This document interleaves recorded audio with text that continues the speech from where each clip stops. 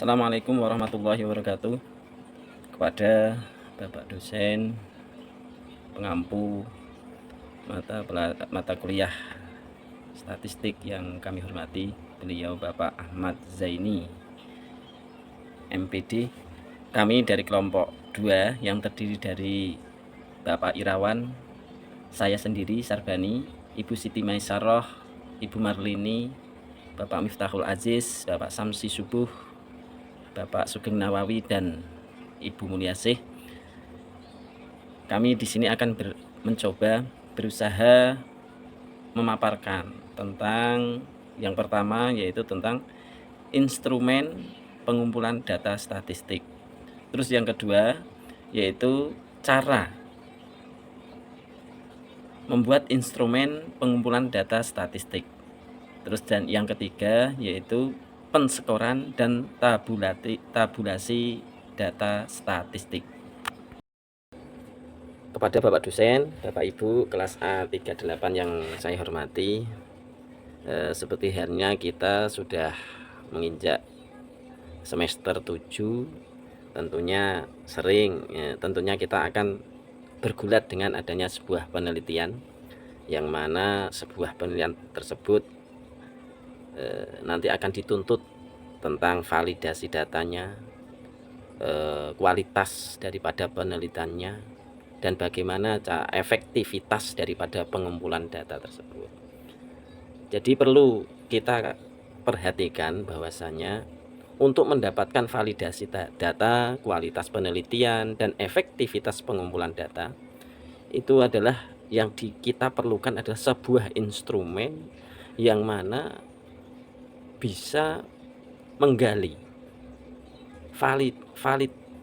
validnya data yang kita gali, dan juga sehingga ketika data sudah valid, itu nanti akan menjadikan sebuah penelitian tersebut bermutu, berkualitas, dan dengan instrumen tersebut akan menjadi efektif sekali membantu peneliti dalam memperoleh data yang tepat sasaran dan sesuai dengan kebutuhan sang peneliti, dan juga menghasilkan penelitian yang dapat kita pertanggungjawabkan.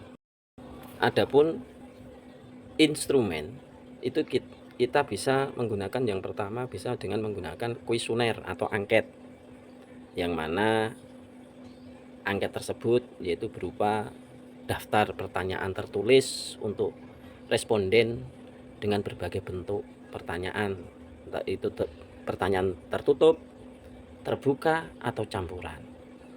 Adapun kelebihannya dengan menggunakan kuesioner atau angket, itu adalah yang pertama, itu adalah angket lebih praktis dan efisien, ya, praktis dan efisien. Dengan menggunakan angket, kita bagikan dengan anak didik kita ke berkelas, seandainya itu nanti tentang minat belajar. Nah, itu nanti kita berikan kepada angket tersebut kepada anak-anak didik kita, dan kita nanti akan mengetahui bagaimana minat mereka. Terus yang kedua, kelebihannya adalah menjangkau banyak responden, sehingga dengan angket tersebut satu kelas tidak memerlukan waktu yang panjang, bisa langsung kita jangkau dengan angket atau kuesioner tersebut. Dan juga kelebihannya selanjutnya yaitu hemat waktu dan biaya, tidak berhari-hari, 1 jam itu mungkin malah kurang, itu nanti satu kelas kita sudah bisa menemukan data dari satu kelas tersebut. Namun di samping ada kelebihan, dan itu juga pasti ada kelemahannya. Seperti halnya angket yang kita berikan itu biasanya ada responden atau anak didik kita mengisinya, resiko jawabannya tidak jujur, juga kemungkinan salah pertanyaan dikarenakan tidak sesuai dengan responden. Terus selanjutnya kelemahannya adalah terbatas pada respon tertulis, jadi kita tidak bisa mengetahui sikap asli dari responden tersebut.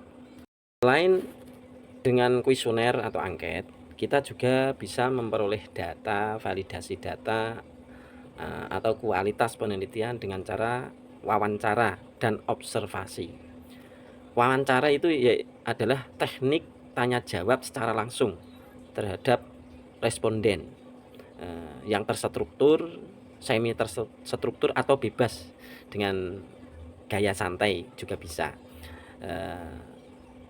Plusnya dengan wawancara itu adalah menggali informasi lebih mendalam, lebih mudah, dikarenakan ketika nanti jawaban daripada responden memerlukan penggalian yang lebih dalam, insya Allah dengan wawancara itu akan lebih mendapatkan informasi yang lebih mendalam lagi. Selain ada plusnya, itu juga ada minusnya, yaitu memakan waktu cukup lama. Apalagi disambi dengan ngopi. Itu nanti akan cukup lama. Dan juga rawan, subjektivitasnya juga rawan, dikarenakan nanti dengan wawancara itu kadang tidak berfokus pada satu masalah. Nanti bisa bercabang-cabang juga bisa. Selain dengan wawancara, selanjutnya yaitu dengan pengumpulan data itu juga bisa dengan observasi, pengamatan langsung terhadap objek atau situasi, baik partisipatif maupun non partisipatif. Plusnya data sesuai dengan kondisi nyata, secara kita mengetahuinya langsung dikarenakan kita terjun langsung, peneliti terjun langsung ke lapangan.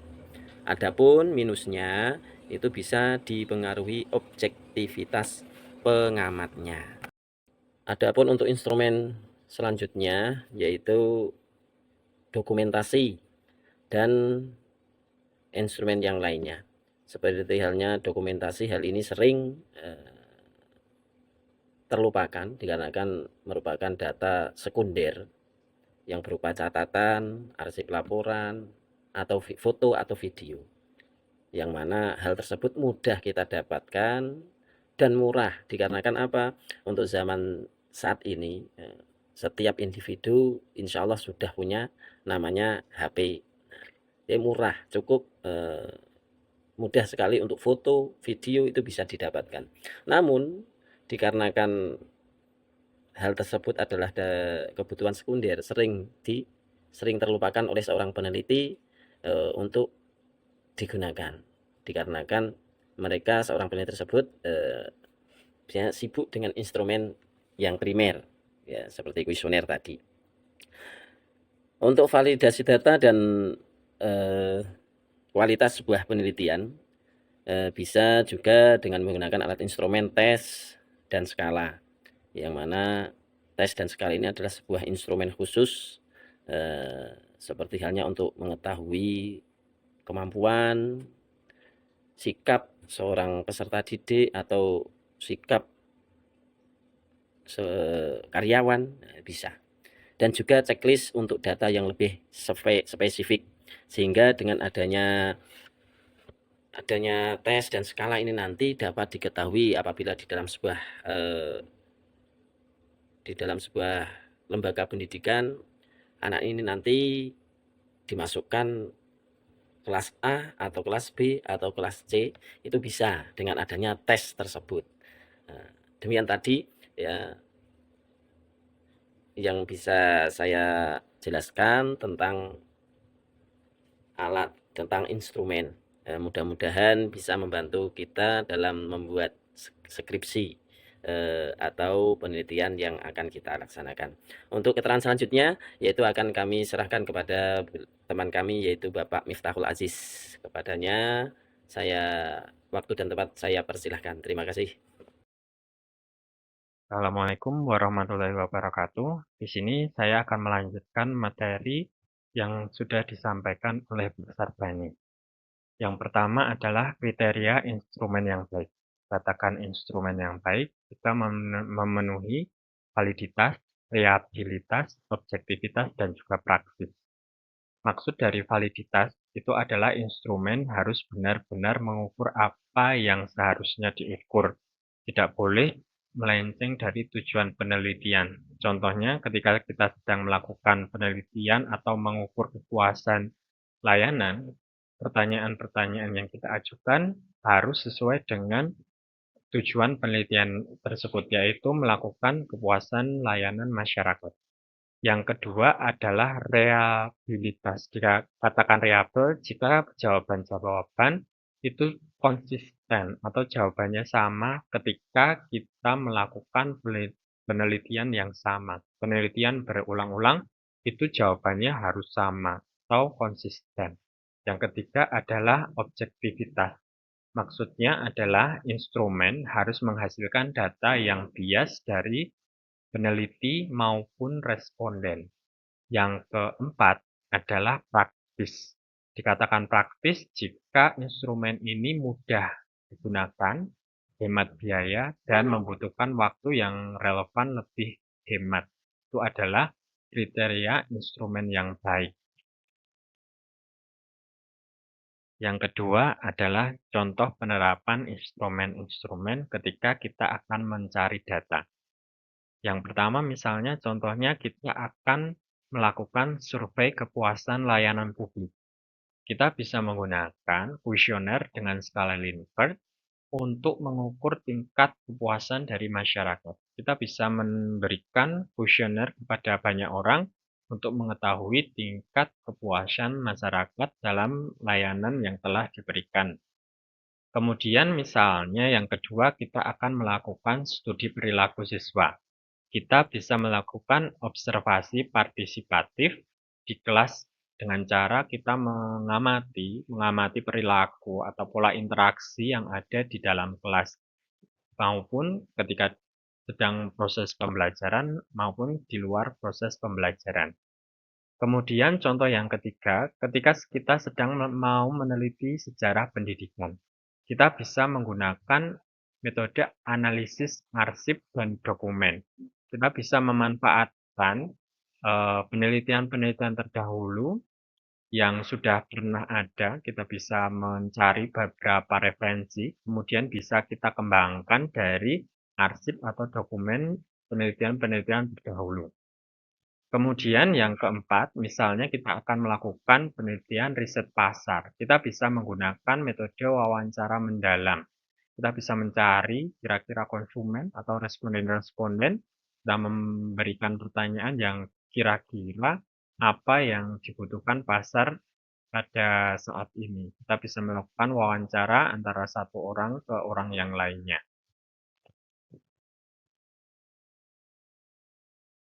Kesimpulan dari materi yang sudah disampaikan adalah bahwa instrumen pengumpulan data adalah fondasi utama penelitian statistik yang berkualitas. Nah, agar instrumen itu efektif, instrumen yang kita buat itu efektif, kita harus memperhatikan beberapa hal sebagai berikut. Yang pertama adalah pertimbangan tujuan penelitian. Sesuaikan instrumen dengan objektif penelitian, harus sesuai. Jangan sampai nanti bertolak belakang antara instrumen dan juga objek penelitian. Kemudian yang kedua adalah jenis data. Kira-kira kita akan menggunakan data apa? Apakah kuantitatif, kualitatif, ataupun kombinasi antara keduanya. Jadi kita harus memilih kira-kira data yang kita gunakan itu yang sesuai itu yang mana. Apakah kita cocoknya dengan kuantitatif, kualitatif, ataupun menggabungkan antara dua data tersebut. Kemudian yang ketiga adalah memahami karakteristik responden. Kita harus melihat, kita harus memilih responden yang kita pilih ketika melakukan penelitian. Bisa sesuaikan dengan usia, pendidikan, ataupun bisa melihat dari kemampuan responden yang akan kita teliti. Yang keempat adalah kondisi lapangan. Nah, ketika kita melakukan penelitian, kita harus memperhatikan keterbatasan waktu, biaya, dan juga aksesibilitas dari dalam penelitian yang akan kita laksanakan. Mungkin itu saja yang bisa saya sampaikan, dan materi selanjutnya akan dilanjutkan oleh Bu Mulyati. Assalamualaikum warahmatullahi wabarakatuh. Baik, terima kasih kepada rekan saya Bapak Miftahul Aziz yang sudah menyampaikan bagian sebelumnya. Sekarang saya akan melanjutkan pembahasan mengenai cara membuat instrumen pengumpulan data statistik yang efektif. Seperti yang kita ketahui bahwa instrumen itu penting karena menjadi dasar untuk pengumpulan data. Kalau instrumennya tidak tepat, maka hasil penelitian juga tidak bisa kita andalkan. Apa itu instrumen pengumpulan data, Bapak Ibu? Instrumen pengumpulan data itu bisa kita artikan sebagai alat untuk pengumpulan data, baik secara sistematis dan terstruktur. Alat ini bisa berupa kuesioner, pedoman wawancara, lembar observasi, tes, atau bahkan dokumentasi. Fungsinya untuk apa? Supaya data yang kita dapatkan valid, reliable, dan sesuai dengan tujuan penelitian. Jadi hasil analisis nantinya bisa dipercaya dan dipertanggungjawabkan. Selanjutnya, jenis-jenis instrumen pengumpulan data statistik. Kalau kita lihat dari jenisnya, instrumen ini ada dua kelompok besar. Pertama, teknik tes, yaitu instrumen yang berupa soal atau tugas. Tes bisa digunakan untuk mengukur kemampuan hasil belajar, kepribadian, atau sikap. Bentuknya bisa seperti tes tulis, tes lisan, praktek, bahkan tes psikolog. Kedua, teknik non-tes, yaitu cara pengumpulan data tanpa soal formal. Contohnya yaitu wawancara, kuesioner, observasi, dan studi dokumentasi. Jadi pilihan instrumen harus sesuai dengan apa yang ingin kita ukur. Kalau salah pilih, kualitas data dan penelitian juga bisa kurang maksimal. Langkah-langkah membuat kuesioner atau angket. Selanjutnya di sini saya masuk ke bagian langkah-langkah membuat kuesioner. Ada 4 hal yang diperhatikan. Pertama, tentukan tujuan penelitian dan variabel yang diukur. Kedua, susunan pertanyaan dengan jelas, singkat, dan mudah dipahami. Ketiga, gunakan bahasa yang sesuai dengan latar belakang responden supaya tidak menimbulkan salah tafsir. Keempat, yaitu menentukan format pertanyaan, apakah berupa pertanyaan terbuka, tertutup, skala liter, atau pilihan ganda. Kalau keempat langkah ini diterapkan, kuesioner yang kita buat bisa lebih efektif dan hasil datanya juga jadi lebih akurat. Selanjutnya yaitu contoh struktur kuesioner yang baik. Sebagai gambaran kuesioner yang baik yaitu bagian pertamanya adalah judul dan pengantar.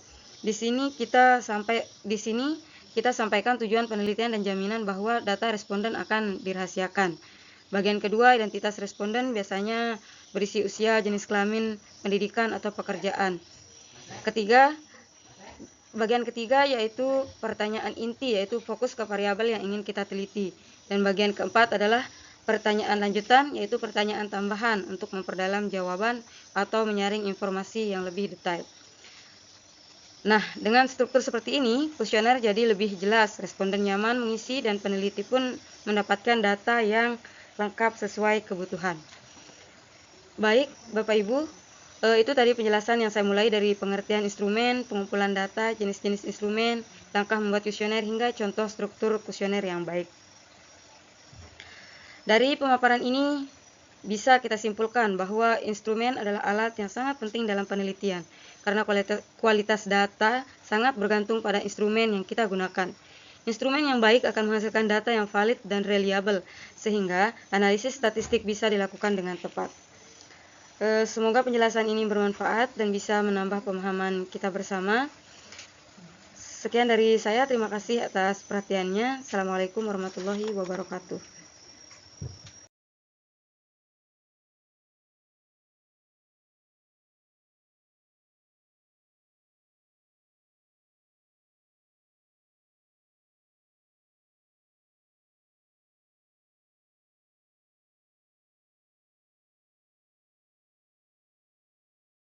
Assalamualaikum warahmatullahi wabarakatuh. Baiklah teman-teman semuanya, tadi kita sudah mendengarkan presentasi ataupun pembahasan yang disampaikan oleh teman kita, yaitu Ibu Mulyasih, mengenai data statistik 2 tentang cara membuat instrumen pengumpulan data statistik yang efektif. Pada kesempatan kali ini saya akan melanjutkan pembahasan pada bagian membuat pedoman wawancara dan observasi. Materi ini sangat penting dalam penelitian karena kualitas instrumen akan menentukan kualitas data yang kita peroleh. Pedoman wawancara dan observasi. Instrumen pertama adalah pedoman wawancara. Untuk membuat pedoman wawancara yang baik, kita perlu menyusun pertanyaan yang terstruktur, mulai dari pertanyaan terbuka, pertanyaan inti, pertanyaan tindak lanjut atau follow up, dan pertanyaan penutup. Untuk pertanyaan pembuka, ini contohnya kita ajukan pertanyaan, bisakah Anda memperkenalkan diri Anda secara singkat? Selanjutnya untuk pertanyaan inti, bagaimana Anda biasanya mengatur waktu dan prioritas dalam bekerja ataupun belajar? Pertanyaan tindak lanjut atau follow up, contohnya berikan contoh nyata dari jawaban Anda tadi. Nah, seperti itu. Kemudian yang terakhir adalah penutup. Misalnya, apakah ada hal lain yang Anda bisa sampaikan sebelum kita akhiri wawancara ini? Seperti itu. Jadi semacam pertanyaan refleksi sebelum ataupun sudah wawancara. Selain wawancara, kita juga menggunakan lembar observasi. Lembar ini berbentuk checklist atau tabel pengamatan yang sistematis dan mudah digunakan, yaitu dengan kriteria pengamatan, skala penilaian, kolom catatan, waktu, dan durasi.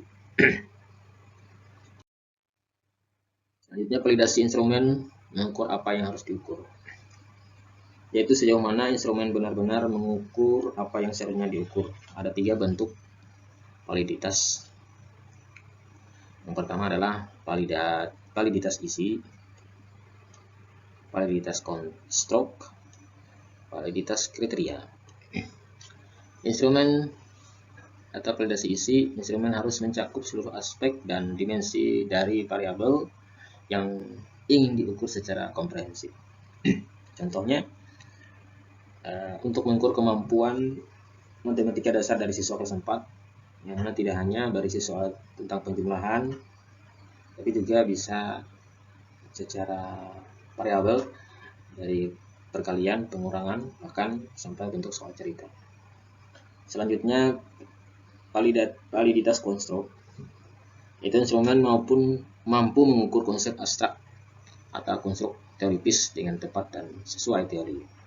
Contohnya, kita bisa buat kuesioner untuk mengukur kecemasan ujian siswa disusun berdasarkan teori psikologi tentang kecemasan. Misalnya mencakup gejala psikologis, gejala kognitif, dan gejala perilaku. Selanjutnya, validitas kriteria, mana hasil instrumen berkorelasi dengan variabel lain yang relevan atau standar.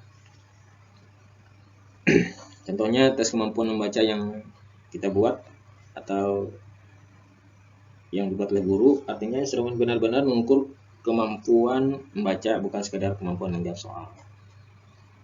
Kepada intinya adalah, uji validitas sangat penting untuk memastikan bahwa data yang dikumpulkan benar-benar dapat mendukung kesimpulan penelitian. Selanjutnya, reliabilitas instrumen konsistensi data. Selain validitas, instrumen juga harus reliable. Reliabilitas seperti instrumen memberikan hasil yang konsisten jika digunakan berulang kali dalam kondisi yang sama. Beberapa metode uji reliabilitas antara lain, yaitu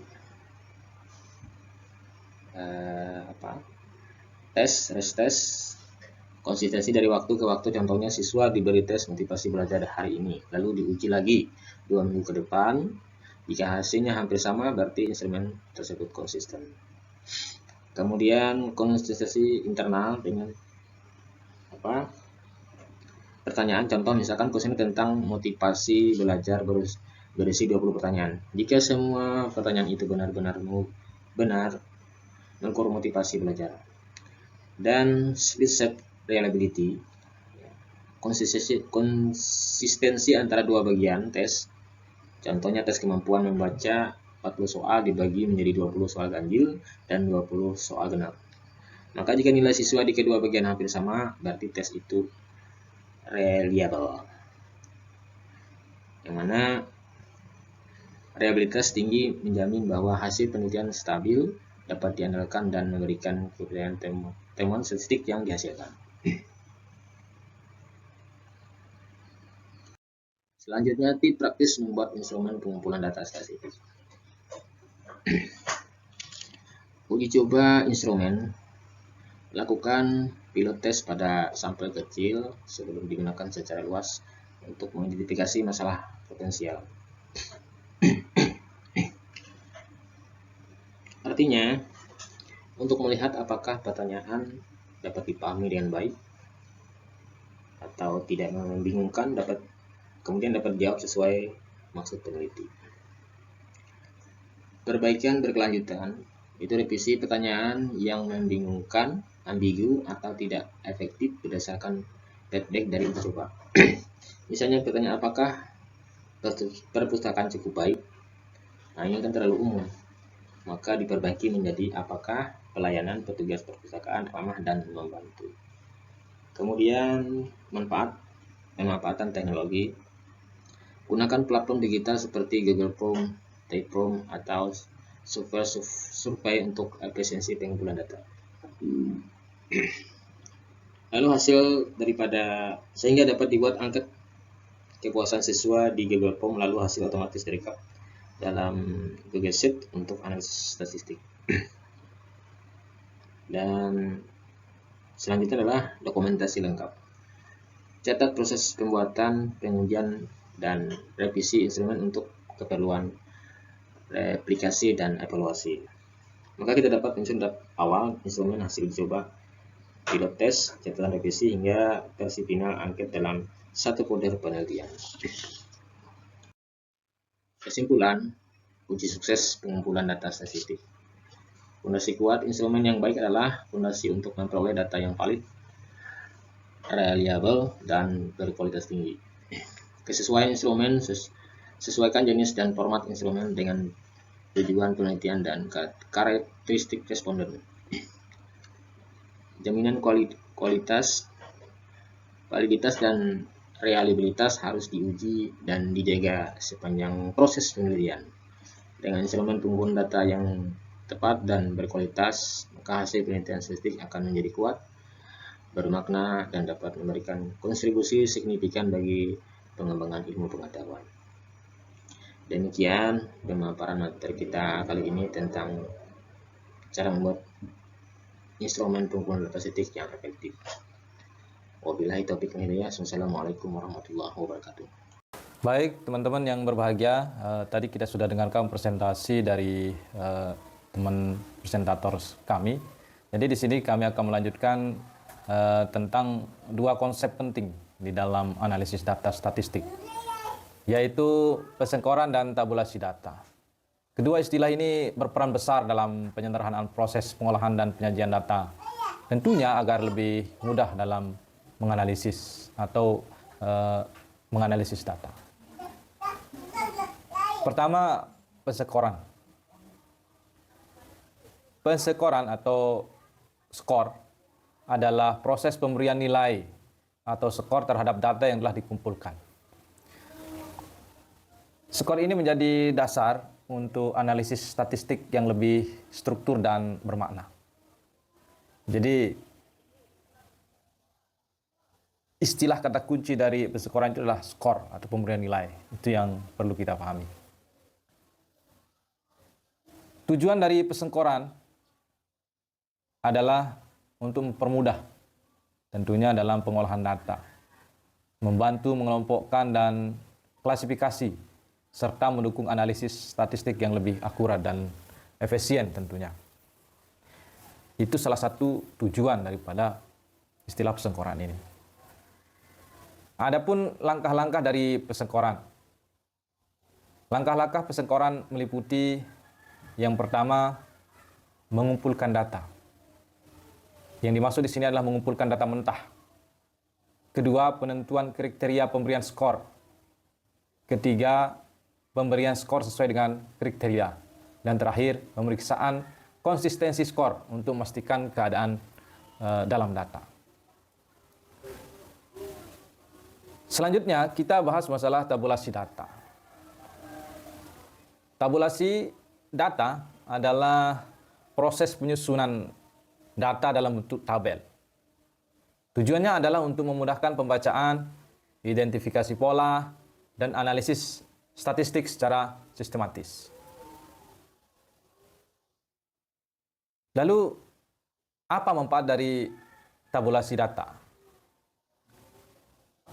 Dengan tabulasi, kita dapat menyajikan data secara rapi, mengenali pola-pola penting, dan mendukung pengambilan keputusan berbasis data yang lebih tepat. Istilahnya kalau kita menggunakan tabulasi, itu untuk memudahkan pembacaan daripada data. Nah, di dalam tabulasi ini ada beberapa jenis tabel statistik. Ada beberapa jenis tabel statistik yang sering atau umum digunakan. Seperti misalnya tabel frekuensi untuk jumlah kemunculan data. Terus ada tabel distribusi untuk penyebaran data. Dan tabel silang untuk menghubungkan dua variabel atau lebih. Agar tabulasi data efektif, pertama adalah gunakan judul yang jelas. Kedua, susunan data secara logis, berikan keterangan yang mudah untuk dipahami tentunya, dan pastikan format yang digunakan konsisten. Peran dari persengkoran dan tabulasi, apa sih pentingnya kedua istilah ini antara persengkoran dan tabulasi? Persengkoran dan tabulasi saling melengkapi. Persengkoran membantu dalam pengolahan data, sedangkan tabulasi menyajikan data secara sistematis untuk interpretasi yang lebih baik. Nah, itu inti dari persengkoran dan tabulasi data. Jadi kesimpulan dari materi ini adalah bahwa persengkoran dan tabulasi merupakan langkah krusial yang krusial dalam analisis data statistik. Artinya sangat penting banget dalam bahasa kita. Pemahaman yang baik terhadap kedua konsep ini akan meningkatkan kualitas analisis dan pengambilan data atau pengambilan keputusan. Jadi kalau kita tidak bisa dua istilah ini mengaplikasikannya, maka tentu data yang kita punya mustahil untuk kita bisa baca dan bisa menginterpretasikan bagaimana kesimpulan daripada data kita itu sendiri. Terima kasih, itu saja presentasi dari saya. Kurang lebihnya, wassalamualaikum warahmatullahi wabarakatuh. Assalamualaikum warahmatullahi wabarakatuh. Terima kasih atas presentasi Pak Irawan, sangat bagus sekali. Cuman saya di sini akan mencoba menjelaskan, menambahkan sedikit ya, mohon maaf Pak ya, menambahkan sedikit ya. Sebelumnya saya minta maaf tanpa mengurangi rasa hormat saya Pak ya. Tadi Bapak Irawan, kawan kami sudah menjelaskan tentang persengkoran dan tabulasi data statistik juga. Nah di sini saya akan mengulangi sedikit ya Pak tentang persengkoran. Persengkoran mengubah kualitatif menjadi nilai numerik untuk memudahkan analisis data dan interpretasi hasil ya. Tujuan utamanya yaitu memungkinkannya penggunaan teknik statistik yang lebih canggih dan memberikan hasil yang lebih objektif ya, yang lebih bagus maksudnya kan ya. Kemudian di sini saya juga kita ke jenis-jenis skala pengukuran dalam statistik ya. Ada skala nominal, skala ordinal, skala interval, dan skala rasio. Kita ke skala nominal terlebih dahulu. Skala nominal kategori urutan tertentu seperti jenis kelamin, agama, atau warna kulit ya. Itu skala nominal. Nah, skala ini paling sederhana ya. Biasanya digunakan untuk memberikan label atau kategori tanpa urutan. Nah, ini skala nominal. Misalnya seperti jenis kelamin ya, laki-laki atau perempuan, agama atau warna favorit, angka, hanya sebagai kode, bukan nilai yang bisa dibandingkan ya. Kemudian yang berikutnya yaitu skala ordinal ya. Kategori dengan urutan namun jarak tidak sama seperti tingkat pendidikan atau kepuasan pelanggan ya. Skala ordinal ini sudah memiliki urutan ya. Tapi jarak antar urutan itu biasanya tidak sama. Contoh tingkat pendidikan ya, seperti dari TK, SD, SMP, SMA ya, bahkan S1 ya. Kita tahu S1 itu lebih tinggi dari SMA, ya kan? Atau SD pasti lebih tinggi dari MTS ya. Tapi kita tidak tahu berapa jauh selisih kualitasnya, kan seperti itu ya. Yang berikutnya yaitu skala interval. Skala interval yaitu data dengan jarak yang sama antar nilai namun tidak memiliki titik nol absolut seperti suhu. Itu skala interval. Skala interval ini data intervalnya punya jarak antara nilai yang sama, tapi nolnya tidak mutlak ya. Misalnya suhu 0 derajat bukan berarti tidak ada suhu gitu ya. 0 derajat Celcius maksudnya kan. Enggak berarti enggak ada suhu ya, pasti ada, pasti terasa suhu itu kan ya. Enggak mungkin kalau 0 derajat kemudian suhu itu tidak ada. Ya pasti kan terasa kan, yang pasti terasa, nggak mungkin. Meskipun 0 tetap akan ada terasa suhu kayak gitu. Hanya berarti tidak, bukan nggak ada suhu tapi hanya penanda skala saja ya. Skor IQ juga termasuk data interval. Skor IQ manusia ya. Yang selanjutnya yaitu skala rasio. Nah, skala rasio data dengan jarak sama dan titik absolut seperti tinggi badan atau pendapatan ya. Mungkin dengan kata lain kalau skala rasio ini paling lengkap ya karena ada jarak yang sama ya, jarak yang sama dan nol mutlak lah ya. Contohnya seperti tadi ya, umur atau berat badan kan, tinggi badan dan pendapatan. Di sini kita bisa bilang orang A 2 kali lebih tua dari orang B. Karena apa kan? Di sini kan bilang orang A lebih tua dari orang B atau orang A lebih tinggi dari orang B. Kan berbeda, ibarat kata orang tinggi, orang A tingginya 150, B 160 kan berbeda, tidak sama. Terus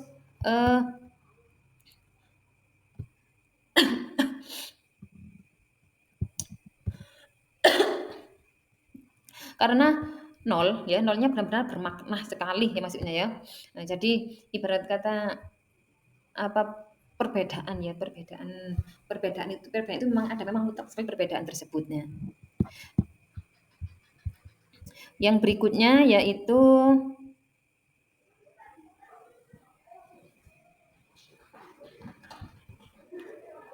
metode pensekoran ya, metode pensekoran.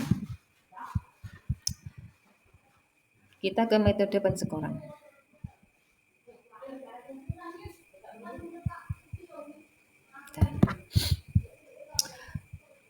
Metode pensekoran ordinal, interval dan rasio ya. Pensekoran ordinal ya, jadi menggunakan ranking peringkat ya.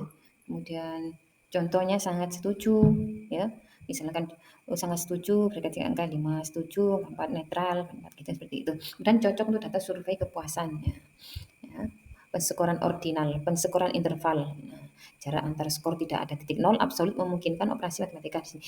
Pensekoran rasio memiliki titik nol yang bermakna semua operasi matematika valid paling fleksibel untuk analisis. Nah, kita kembali lagi ke metode pensekoran dulu, kita ulang kembali.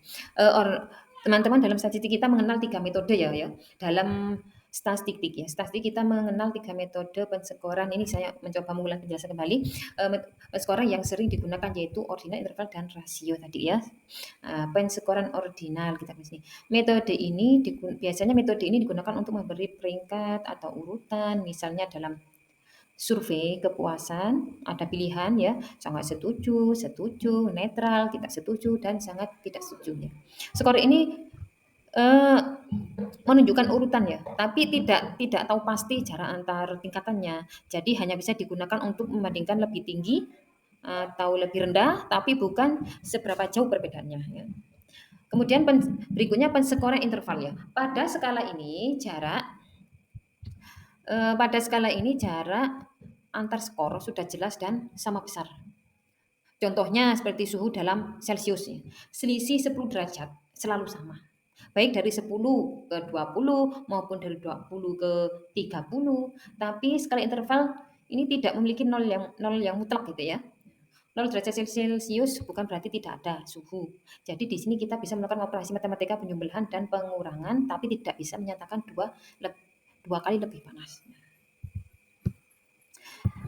Yang terakhir pensekoran rasio ya. Pencekuran inilah yang paling lengkap ya. Skala rasio memiliki jarak yang sama antara skor dan juga nol absolut yang bermakna. Contohnya berat badan, tinggi badan atau pendapatan. Kalau berat badan nol berarti benar-benar tidak ada berat badan ya. Berarti nol, memang nol tidak sama sekali. Nah, karena ada nol mutlak di sini. Semua operasi matematika bisa dilakukan termasuk perkalian dan pembagian. Jadi skala ini yang paling fleksibel digunakan untuk analisis ya. Kemudian yang terakhir saya akan mencoba menjelaskan tentang berikutnya, yaitu teknik tabulasi. Teknik tabulasi data yang efektif ya. Pengorganisasian data mengurutkan dan mengelompokkan data berdasarkan kategori atau nilai untuk memudahkan analisis. Nilai untuk memudahkan analisisnya. Jadi setelah nilai dan data analisis tadi, di sini data diklasifikasikan dulu, misalnya berdasarkan jenis kelamin, umur atau kategori nilai itu, jadi supaya lebih rapi dan jelas ya. Kemudian yang kedua yaitu pembuatan tabel ya, penyusunan dalam format tabel yang jelas dengan baris dan kolom yang mudah dibaca. Jadi data yang sudah misalkan data yang sudah dikelompokkan kemudian disusun gitu kan ya, dikelompok-kelompokkan terlebih dahulu. Setelah itu disusun dalam bentuk tabel dengan baris dan kolom yang rapih tentunya ya. Dengan begitu data yang kita bikin itu lebih mudah dipahami terutama oleh kita yang membuat dan juga orang-orang yang melihat lah ya, orang yang melihat membaca data yang kita bikin ya. Jadi data itu lebih mudah dipahami daripada kalau hanya berupa angka-angka panjang saja ya kan. Kemudian penghitungan frekuensi, menghitung kemunculan setiap nilai atau kategori untuk memperoleh distribusi data.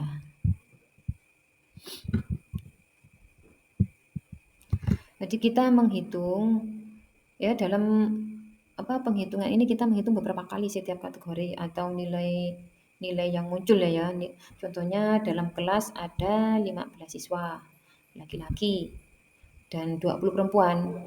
Dari frekuensi ini kita bisa melihat pola atau tren dalam data. Ya. Dengan tabulasi data yang baik, peneliti bisa lebih mudah menemukan pola ya, lebih pola dan bahkan kejanggalan dalam data. Jadi analisis lebih tepat dan efisien ya.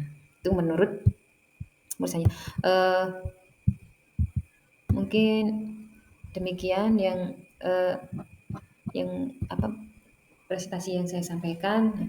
Bagi teman-teman semua mohon bimbingannya ya, sama-sama mohon bimbingannya karena saya sini juga masih dalam proses pembelajaran juga. Nah, jadi untuk yang berikutnya saya persilakan pada Bapak Ibu untuk menjelaskan presentasi berikutnya. Saya akhiri. Assalamualaikum warahmatullahi wabarakatuh. Assalamualaikum warahmatullahi wabarakatuh. Perkenalkan, saya Sugeng Nawawi. Di sini saya akan mencoba untuk melanjutkan pemaparan materi dari apa yang sudah disampaikan oleh rekan saya tadi, Ibu Mesyarah. Untuk slide selanjutnya di sini ada materi tabel distribusi frekuensi. Nah, ketika kita mempunyai banyak data, maka langkah awal yang bisa kita lakukan adalah dengan membuat tabel distribusi frekuensi agar data kita menjadi lebih rapi. Nah, caranya bagaimana? Yaitu yang pertama kita tentukan tentang data terlebih dahulu. Nah, di sini kita menentukan tentang data dari nilai yang terkecil sampai nilai yang terbesar. Kemudian yang kedua, membuat kelas interval. Kemudian, data tersebut ini kita bagi menjadi beberapa kelompok atau beberapa kelas. Biasanya dibagi menjadi 5 sampai 10 kelas. Yang selanjutnya, yang ketiga, yaitu menghitung frekuensi.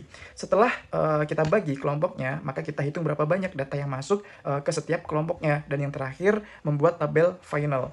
Nah, di sini kita menyusun data menjadi tabel. Lengkap dengan frekuensi absolut dan presentasinya. Dengan begitu data yang awalnya berantakan, maka jadi lebih rapi dan mudah untuk dibaca. Slide selanjutnya yaitu analisis data melalui tabel silang. Nah, tabel silang ini gunanya untuk melihat hubungan antara dua variabel atau lebih. Contohnya di sini ada di tabel ini kita bisa melihat ada hubungan tingkat pendidikan dan tingkat kepuasan layanan. Contohnya ada lulusan SMA, S1, dan S2. Di sini kita bisa melihat, bisa mengetahui berapa banyak anak yang puas dan berapa banyak anak yang tidak puas. Nah, keuntungan dari menggunakan tabel silang ini adalah yang pertama, kita bisa lebih cepat dalam melihat pola hubungan. Kemudian yang kedua, kita lebih mudah dalam menghitung chi-square-nya. Yang terakhir, keunggulan yang terakhir ini kita bisa bisa menjadi dasar untuk analisis lebih lanjut. Untuk step selanjutnya, di sini ada materi penggunaan software untuk pensyukuran dan tabulasi. Nah, agar pekerjaan kita lebih mudah, kita bisa manfaatkan beberapa software. Di sini ada Microsoft Excel, ada SPSS, dan ada R Programming. Nah, Microsoft Excel dia lebih familiar karena kita sudah sering memakainya. Di Microsoft Excel ini lebih mudah untuk menghitung cepat dan menambah atau membuat suatu grafik. Nah, di SPSS ini bisa menganalisis data lebih dalam dan fiturnya lebih lengkap untuk data-data yang besar. Di R Programming ini poin plusnya dia gratis dan lebih fleksibel. Dan dia juga sedikit membutuhkan coding, namun hasilnya itu lebih powerful untuk menganalisis data lanjutan.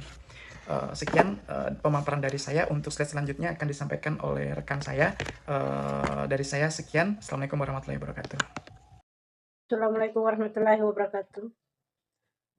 Saya akan melanjutkan materi yang telah dibawakan oleh Pak Nawawi, yaitu tentang pensyukuran dan tabulasi data statistik.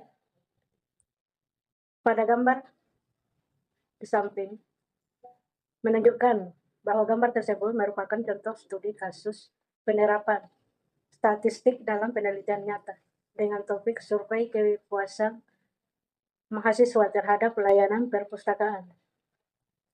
Alur penelitian yang ditampilkan antara lain yaitu pengumpulan data, yang mana data diperoleh dari 200 responden dengan 15 pertanyaan skala Richter 1-5, yang mana skala Richter digunakan untuk mengukur tingkat kepuasan, misalnya sangat tidak puas, sangat puas.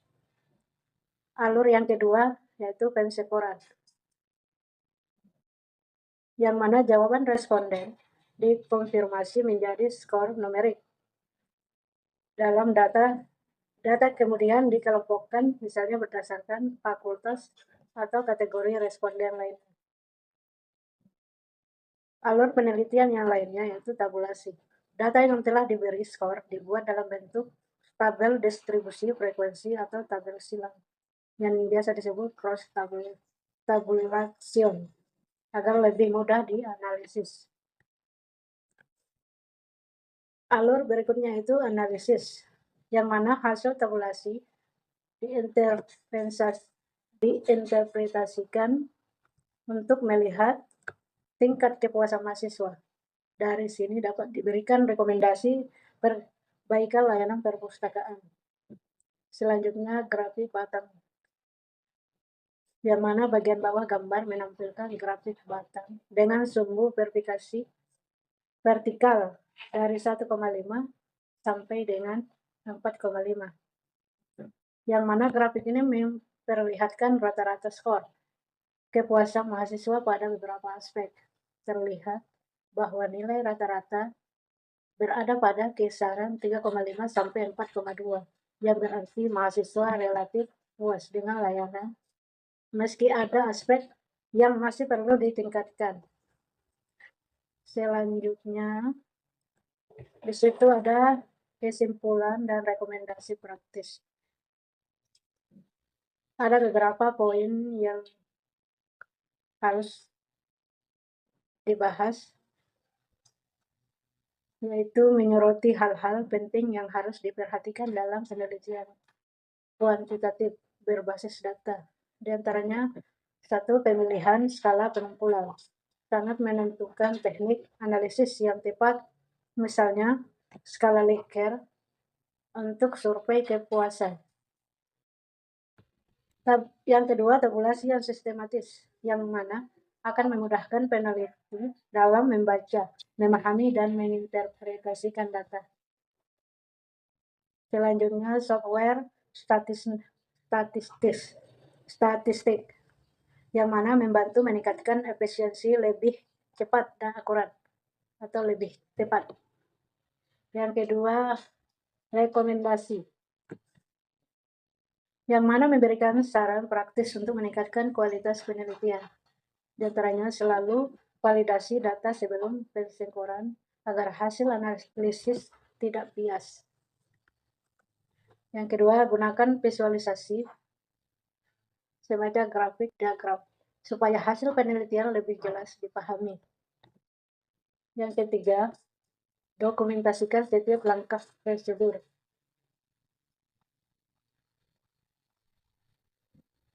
Sekian dari presentasi kami. Sebelumnya kami mengucapkan terima kasih. Wassalamualaikum warahmatullahi wabarakatuh.